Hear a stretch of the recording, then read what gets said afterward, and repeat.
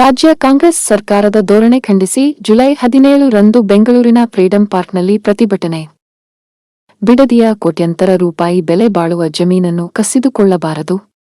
ರೈತರ ಶಾಪಕ್ಕೆ ನೀವು ಬಲಿಯಾಗುತ್ತೀರಿ. ರಾಹುಲ್ ಗಾಂಧಿ ವಿದೇಶ ಪ್ರವಾಸದಲ್ಲಿದ್ದಾರೆ. ಮುಖ್ಯಮಂತ್ರಿಗಳ ಧೋರಣೆಯನ್ನು ರಾಹುಲ್ ಗಾಂಧಿ ಖಂಡಿಸಿ ರೈತರ ಪರವಾಗಿ ನಿಲ್ಲಬೇಕು. ಸರ್ಕಾರದ ಈ ಧೋರಣೆ ಖಂಡಿಸಿ ಜುಲೈ 17ರಂದು ಬಿಜೆಪಿಯ ಮಾಜಿ, ಹಾಲಿ ಶಾಸಕರಿಂದ ಬೆಂಗಳೂರಿನ ಫ್ರೀಡಂ ಪಾರ್ಕ್ನಲ್ಲಿ ಪ್ರತಿಭಟನೆ ಹಮ್ಮಿಕೊಳ್ಳಲಾಗಿದೆ ಎಂದು ಬಿಜೆಪಿ ರಾಜ್ಯಾಧ್ಯಕ್ಷ ಬಿ.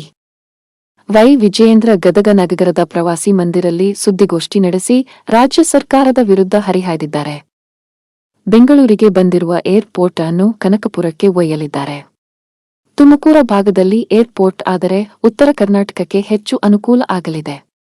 ತಮ್ಮ ರಿಯಲ್ ಎಸ್ಟೇಟ್ ದಂಧೆಗಾಗಿ ಕನಕಪುರಕ್ಕೆ ಏರ್ಪೋರ್ಟ್ ಒಯ್ಯುತ್ತಿರುವುದು ಸರಿಯಲ್ಲ. ರಾಜ್ಯದಲ್ಲಿ ಗದಗ ಜಿಲ್ಲೆ ಸೇರಿದಂತೆ ಬಹುತೇಕ ಭಾಗಗಳಲ್ಲಿ ಭೀಕರ ಬರಗಾಲವಿದೆ. ಬಿತ್ತನೆ ಮಾಡಿದರೂ ಮೊಳಕೆ ಬರದೆ ರೈತರು ಸಂಕಷ್ಟದಲ್ಲಿದ್ದಾರೆ.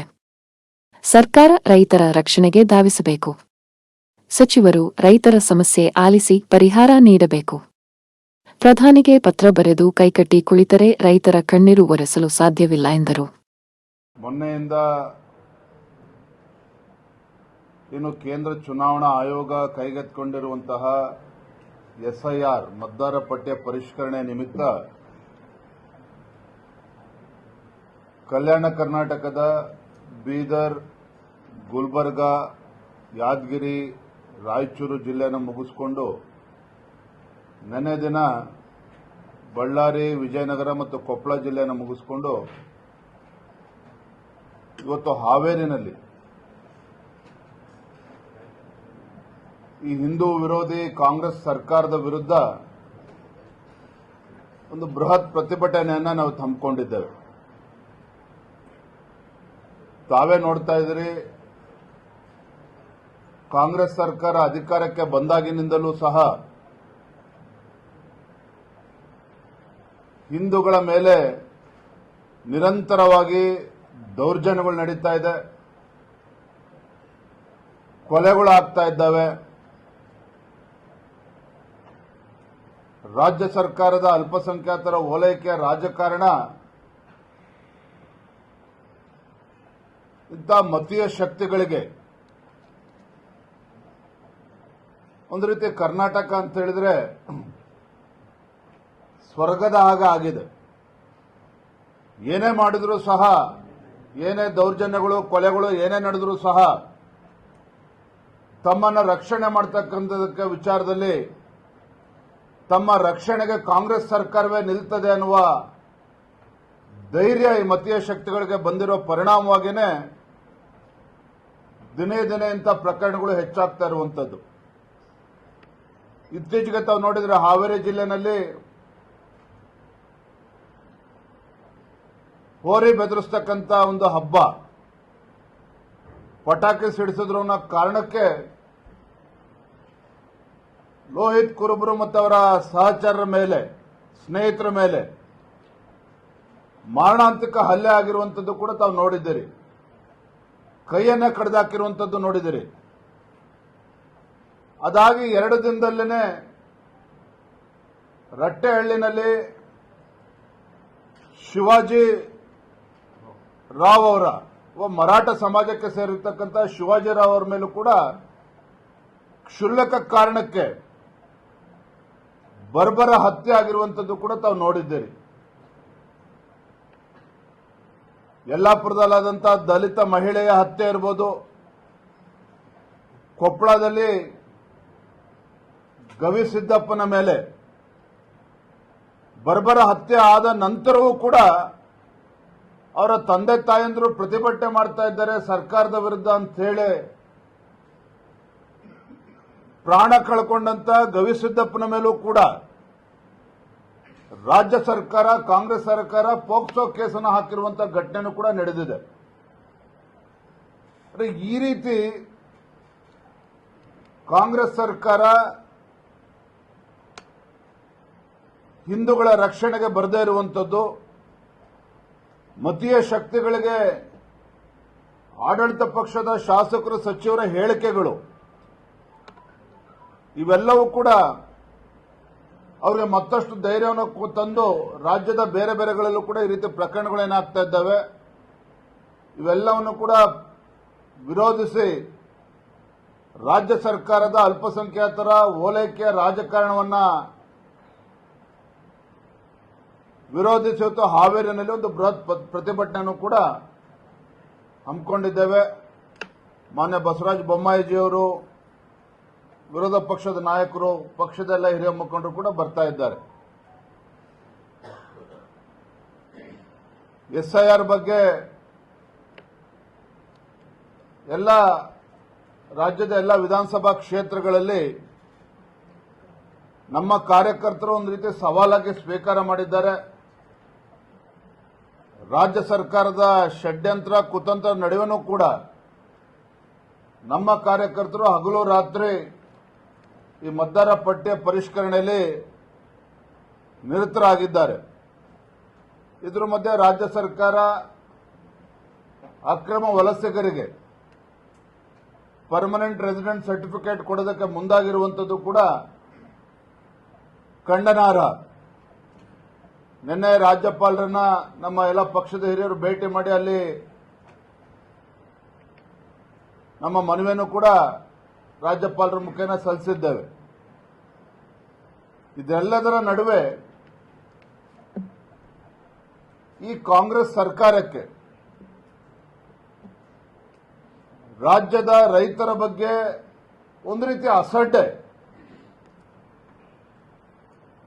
ಕಾಂಗ್ರೆಸ್ ಸರ್ಕಾರಕ್ಕೆ ರೈತರ ವಿಚಾರವನ್ನ ಯಾವುದನ್ನು ಕೂಡ ಗಂಭೀರವಾಗಿ ತೆಗೆದುಕೊಳ್ಳದೆ ಇರತಕ್ಕಂಥದ್ದು ಕೂಡ ನಾವು ನೋಡ್ತಾ ಇದ್ದೇವೆ. ಇದೇ ತುಂಗಭದ್ರಾ ಹೊಸಪೇಟೆನಲ್ಲಿರ್ತಕ್ಕಂಥ ತುಂಗಭದ್ರಾ ಜಲಾಶಯ ವಿಚಾರದಲ್ಲಿ ಕ್ರಸ್ಟ್ ಗೇಟ್ಗಳನ್ನ ರಿಪೇರಿ ಮಾಡೋದಕ್ಕೆ 24 ತಿಂಗಳು ಬೇಕಾಯಿತು. ಇದೆ ಮಾನ್ಯ DK ಶಿವಕುಮಾರ್ಗೆ, ಅಂದಿನ ನೀರಾವರಿ ಸಚಿವರಿಗೆ. ಆದರೆ ಮುಖ್ಯಮಂತ್ರಿಗಳಾಗಿ ಅಧಿಕಾರ ವಹಿಸಿಕೊಂಡ 24 ಗಂಟೆಗಳಲ್ಲಿ ಬಿಡದಿನಲ್ಲಿ, ಬೆಂಗಳೂರಿನ ಬಿಡದಿನಲ್ಲಿ ರೈತರ ಫಲವತ್ತಾಗಿರ್ತಕ್ಕಂಥ ಜಮೀನನ್ನ ಕಿತ್ಕೊಳ್ತಕ್ಕಂಥ ದುಸ್ಸಾಹಸಕ್ಕೆ ಕೈ ಹಾಕ್ತಾರೆ. ನಿನ್ನೆ ಮುಖ್ಯಮಂತ್ರಿಗಳ ಹೇಳಿಕೆಯನ್ನು ಕೂಡ ನಾನು ಗಮನಿಸಿದ್ದೇನೆ. ನಾವು ರಾಜ್ಯ ಸರ್ಕಾರ ರೈತರಿಂದ ಬಲವಂತವಾಗಿ ಜಮೀನನ್ನ ಕಸ್ಕೊಳ್ಳೋದಿಲ್ಲ, ಯಾರು ಸ್ವ ಇಚ್ಛೆಯಿಂದ ವಾಲಂಟಿಯರ್ ಆಗಿ ಯಾರು ರೈತರು ಮುಂದೆ ಬರ್ತಾರೆ ಅವರ ಜಮೀನುಗಳನ್ನು ಮಾತ್ರ ತೆಗೆದುಕೊಳ್ತೇವೆ ಅನ್ನೋ ಮಾತನ್ನು ಕೂಡ ಹೇಳ್ತಾ ಇದ್ದಾರೆ. ಆದರೆ ವಾಸ್ತವಿಕ ಸತ್ಯ ಏನು ಅಂತ ಹೇಳಿದ್ರೆ, ನಾವು ಕೂಡ ಪ್ರದೇಶಕ್ಕೆ ಭೇಟಿಯನ್ನು ಕೊಟ್ಟಾಗ ರೈತರೇ ಹೇಳ್ಕೊಂಡಿರುವಂಥದ್ದು, ರಾತ್ರೋರಾತ್ರಿ ಗುಂಡಾಗಳು ಅವ್ರ ಮನೆ ಬಾಗಿಲಿಗೆ ಬರ್ತಾರೆ, ತಮ್ಮ ಜಮೀನನ್ನ ಬಿಡ್ಕೊಡ್ಬೇಕು ಅನ್ನುವ ಬೆದರಿಕೆಯನ್ನು ಕೂಡ ಒಡ್ತಾ ಇದ್ದಾರೆ ಅನ್ನೋದನ್ನ ಸ್ವತಃ ರೈತರುಗಳೇ ಹೇಳಿದ್ದಾರೆ. ಮತ್ತೊಂದು ಕಡೆ ಮುಖ್ಯಮಂತ್ರಿಗಳು ಕಪಟ ನಾಟಕವನ್ನು ಆಡ್ತಾ ಇದ್ದಾರೆ, ರೈತರು ಕೊಟ್ಟರೆ ಮಾತ್ರ ತೆಗೆದುಕೊಳ್ತೇವೆ ಅಂತೇಳಿ. ಹಾಗಾಗಿ ಎಲ್ಲೋ ಒಂದ್ ಕಡೆ ಮುಖ್ಯಮಂತ್ರಿಗಳ ರಿಯಲ್ ಎಸ್ಟೇಟ್ ಧೋರಣೆ ಏನಿದೆ, ಮುಖ್ಯಮಂತ್ರಿಗಳಾದ್ಮೇಲೂ ಕೂಡ ಆ ರಿಯಲ್ ಎಸ್ಟೇಟ್ ಧೋರಣೆಯಿಂದ ಹೊರಗೆ ಬರದೇ ಇರತಕ್ಕಂಥದ್ದು ಸ್ಪಷ್ಟವಾಗಿ ಗೊತ್ತಾಗ್ತಾ ಇದೆ. ಹಾಗಂತ ಹೇಳಿ ನಾವು ಸ್ಯಾಟಲೈಟ್ ಟೌನ್ಶಿಪ್ ಅನ್ನು ವಿರೋಧ ಮಾಡ್ತೀವ? ಖಂಡಿತ ಇಲ್ಲ. ನಾವು ಅವತ್ತಿಂದ ಕೂಡ ಸ್ಪಷ್ಟಪಡಿಸ್ತಾ ಇದ್ದೇವೆ, ರಾಜ್ಯದ ಮತ್ತು ದೇಶದ ಕೈಗಾರಿಕಾ ನೀತಿಗಳು ಸ್ಪಷ್ಟವಾಗಿದ್ದಾವೆ. 70% ರೈತರು ಒಪ್ಕೊಂಡ್ರೆ ಯಾವುದೇ ಒಂದು ಭೂ ಸ್ವಾಧೀನವನ್ನ ಮಾಡಬಹುದು ಅನ್ನೋದು ಕೂಡ ಗೊತ್ತಿದ್ರೂ ಸಹ ಬಹಳ ಮಾನ್ಯ DK ಶಿವಕುಮಾರ್ ಅವರು ಬಹಳ ಚಾಣಾಕ್ಷತನದಿಂದ ಸಿದ್ದರಾಮಯ್ಯನವರು ಮುಖ್ಯಮಂತ್ರಿಗಳು ಇದ್ದಾಗಲೇ ರಾಮನಗರ ಜಿಲ್ಲೆ ಹೆಸರನ್ನು ಕೂಡ ಬದಲಾವಣೆ ಮಾಡಿದ್ರು. ಹೆಸರು ಬದಲಾವಣೆ ಮಾಡಿದ ಮೊದಲ ಹಂತ ಅಷ್ಟೇನೆ. ಈಗ ರೈತರ ಜಮೀನನ್ನು ಕೂಡ ಕಸ್ಕೊಳ್ಳೋಕೆ ಹೊರಟಿದ್ದಾರೆ. ಬಿಡದಿ ಟೌನ್ಶಿಪ್ ಅನ್ನ ಉಪನಗರದ ನೆಪದಲ್ಲಿ ಅಲ್ಲಿ ರೈತರೇ ಮಾತನಾಡ್ತಾ ಇದ್ದದ್ದು ನಾನು ಕೇಳಿದ್ದೇನೆ.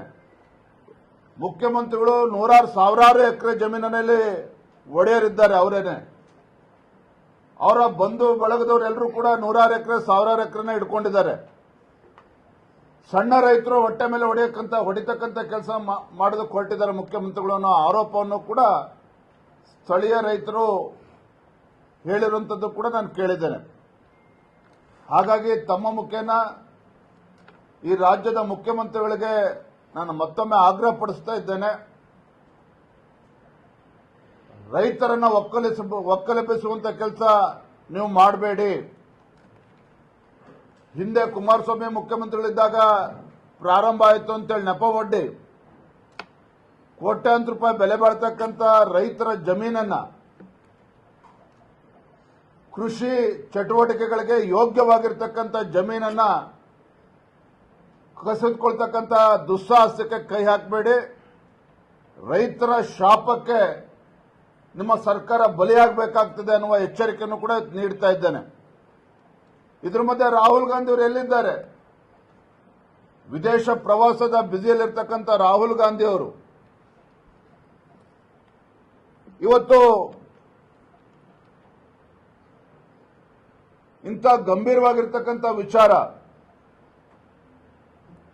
ದೇಶದ ಬೇರೆ ಬೇರೆ ಭಾಗದಲ್ಲಿ, ಪ್ರಪಂಚದ ಬೇರೆ ಬೇರೆ ದೇಶಗಳಲ್ಲಿ ಫೋಟೋ ಆಫ್ ಮಾಡತಕ್ಕಂಥ ರಾಹುಲ್ ಗಾಂಧಿ ಅವರು ಹಿಂದೆ ಭಾರತ್ ಜೋಡೋ ಯಾತ್ರೆನೂ ಕೂಡ ಮಾಡಿದ್ರು.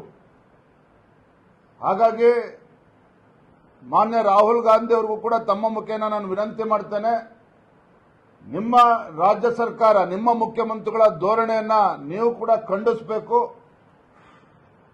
ಬಿಡದಿ ಅಷ್ಟೇ ಅಲ್ಲ, ರಾಜ್ಯದ ರೈತರ ರಕ್ಷಣೆ ವಿಚಾರದಲ್ಲಿ ತಾವು ಕೂಡ ರೈತರ ಪರವಾಗಿ ನಿಲುವನ್ನು ತೆಗೆದುಕೊಳ್ಬೇಕು. ಇಲ್ಲಿ ಬಂದು ರೈತರಿಗೆ ಧೈರ್ಯವನ್ನು ಕೊಡುವಂತ ಕೆಲಸ ಮಾಡಬೇಕು ಅನ್ನುವ ಆಗ್ರಹವನ್ನು ಕೂಡ ನಾನು ಮಾಡ್ತಾ ಇದ್ದೇನೆ. ನಾಳೆಯ ದಿನ ಭಾಜಪದ ನಮ್ಮೆಲ್ಲ ಸಂಸದರು, ಶಾಸಕರು, ವಿಧಾನ ಪರಿಷತ್ ಸದಸ್ಯರು, ಹಿಂದಿನ ಎಲ್ಲ ಚುನಾಯಿತ ಪ್ರತಿನಿಧಿಗಳು ಇವರೆಲ್ಲರ ನೇತೃತ್ವದಲ್ಲಿ ಬೆಂಗಳೂರಿನ ಫ್ರೀಡಂ ಪಾರ್ಕ್ನಲ್ಲಿ ಕಾಂಗ್ರೆಸ್ ಸರ್ಕಾರದ ಈ ರೈತ ವಿರೋಧಿ ಧೋರಣೆ ವಿರುದ್ಧ ಬೃಹತ್ ಪ್ರತಿಭಟನೆಯನ್ನು ಕೂಡ ನಾಳೆ ದಿನ ಹಮ್ಮಿಕೊಂಡಿದ್ದೇವೆ. ಮತ್ತೊಂದು ಪ್ರಮುಖವಾಗಿರ್ತಕ್ಕಂಥ ವಿಚಾರ ಅಂತ ಹೇಳಿದ್ರೆ, ಬೆಂಗಳೂರಿಗೆ ಎರಡನೇ ಏರ್ಪೋರ್ಟ್, ಕರ್ನಾಟಕಕ್ಕೆ ಒಂದು ಏರ್ಪೋರ್ಟ್ ತರಬೇಕು ಅಂತೇಳಿ ಅದನ್ನು ಕೂಡ ಕನಕಪುರಕ್ಕೆ ತೆಗೆದುಕೊಂಡು ಹೊರಟಿದ್ದಾರೆ. ನಾನು ಮಾನ್ಯ ಮುಖ್ಯಮಂತ್ರಿಗಳ ಪತ್ರವನ್ನು ಕೂಡ ಬರೀತಾ ಇದ್ದೇನೆ. ಕನಕಪುರಕ್ಕೆ ಆ ಏರ್ಪೋರ್ಟ್ ಅನ್ನ ತೆಗೆದುಕೊಂಡು ಹೋಗೋ ಬದಲು ತುಮಕೂರು ಆಸ್ಪಾಸ ಏರ್ಪೋರ್ಟ್ ಅನ್ನು ತಂದ್ರೆ ಮಧ್ಯ ಕರ್ನಾಟಕಕ್ಕೂ ಕೂಡ ಅದರಿಂದ ಲಾಭ ಆಗ್ತದೆ, ಉತ್ತರ ಕರ್ನಾಟಕಕ್ಕೂ ಕೂಡ ಅದರಿಂದ ಲಾಭ ಆಗ್ತದೆ. ಕೈಗಾರಿಕೆಗಳು ಬರ್ತದೆ, ಯುವಕರಿಗೆ ಉದ್ಯೋಗ ಸಿಗ್ತದೆ, ಈ ಭಾಗದ ಜನರು ಕೂಡ ಅದು ಅನುಕೂಲ ಆಗ್ತದೆ. ಮತ್ತೆ ಸರ್ಕಾರಿ ಜಮೀನೇ ಯಥೇಚ್ಛವಾಗೋದಕ್ಕೆ ಏನು ಅವಶ್ಯಕತೆ ಇದೆ, ಜಮೀನು ಕೂಡ ರೆಡಿ ಇದೆ. ಇದನ್ನ ಬಿಟ್ಬಿಟ್ಟು ಮತ್ತೆ ಮತ್ತೆ ಮುಖ್ಯಮಂತ್ರಿಗಳು ಕೇವಲ ತಮ್ಮ ರಿಯಲ್ ಎಸ್ಟೇಟ್ ದಂಧೆಗೋಸ್ಕರ ಏರ್ಪೋರ್ಟ್ ಅನ್ನ ಕನಕಪುರಕ್ಕೆ ತೆಗೆದುಕೊಂಡು ಹೋಗ್ತಕ್ಕಂಥದ್ದು ಅಕ್ಷಮ್ಯ ಅಪರಾಧ.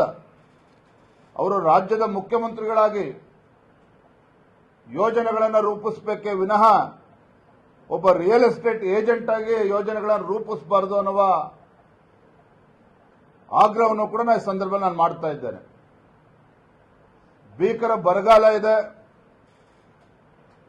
ಗದಗ ಜಿಲ್ಲೆ ಆದಿಯಾಗಿ ಬಹುತೇಕ ಎಲ್ಲ ಜಿಲ್ಲೆಗಳಲ್ಲಿ, ಮಲೆನಾಡಲ್ಲೂ ಕೂಡ ಇವತ್ತು ರೈತರು ಸಂಕಷ್ಟವನ್ನು ಎದುರಿಸ್ತಾ ಇದ್ದಾರೆ. ರಾಜ್ಯದ ಎಲ್ಲಾ ಜಿಲ್ಲೆಗಳಲ್ಲಿ ಏನು ಈ ಭಾಗದಲ್ಲಿ ವಿಶೇಷವಾಗಿ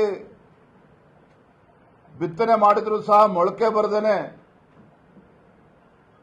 ರೈತರು ಕಂಗಾಲಾಗಿರುವಂಥದ್ದು. ಸಂಕಷ್ಟದಲ್ಲಿರತಕ್ಕಂಥ ರೈತರಿಗೆ ನೆರವಿಗೆ ಇವತ್ತು ರಾಜ್ಯ ಸರ್ಕಾರ ಬರಬೇಕಾಗಿದೆ.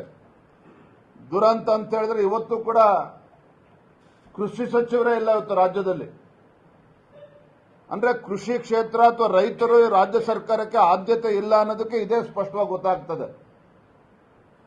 ಕೇವಲ ಬೆಂಗಳೂರಿನಲ್ಲಿ ಎಸಿ ರೂಮ್ನಲ್ಲಿ ಅಧಿಕಾರಿಗಳನ್ನ ಕೂರಿಸಿ ವರದಿ ತೆಗೆದುಕೊಂಡು ಪ್ರಧಾನಮಂತ್ರಿಗಳಿಗೆ ಪತ್ರ ಬರೆದ್ರೆ ಸಾಕಾಗೋದಿಲ್ಲ. ಮಾನ್ಯ ಮುಖ್ಯಮಂತ್ರಿಗಳೇ, ತಮ್ಮ ಸಚಿವರನ್ನ ಜಿಲ್ಲೆಗಳಿಗೆ ಕಳಿಸಿ ರೈತರ ಸಮಸ್ಯೆಗಳನ್ನ, ವಾಸ್ತವಿಕ ಸತ್ಯವನ್ನ ಅರ್ಥ ಮಾಡಿಕೊಂಡು ರಾಜ್ಯ ಸರ್ಕಾರ ಏನು ಪರಿಹಾರ ಕೊಡ್ತದೆ ಅದ್ರ ಬಗ್ಗೆ ಫಸ್ಟ್ ಆಲೋಚನೆ ಮಾಡಲಿ. ಅದನ್ನ ಬಿಟ್ಬಿಟ್ಟು ಪತ್ರ ಬರೆದು ತಾವು ಮುಖ್ಯಮಂತ್ರಿಗಳಾಗಿ ಕೈ ಕಟ್ಕೊಂಡು ಕೂತ್ರೆ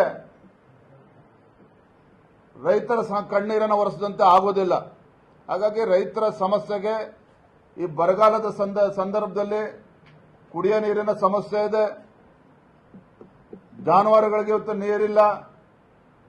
ಇದೆಲ್ಲದ ಸಮಸ್ಯೆನ ಅರ್ಥ ಮಾಡಿಕೊಂಡು ತತ್ಕ್ಷಣ ಆಡಳಿತ ಯಂತ್ರವನ್ನು ಚುರುಕುಗೊಳಿಸುವಂತ ಕೆಲಸ ಮಾಡಬೇಕು ಅನ್ನುವ ಆಗ್ರಹವನ್ನು ಕೂಡ ಈ ಸಂದರ್ಭದಲ್ಲಿ ಮಾಡ್ತಾ ಇದ್ದೇನೆ.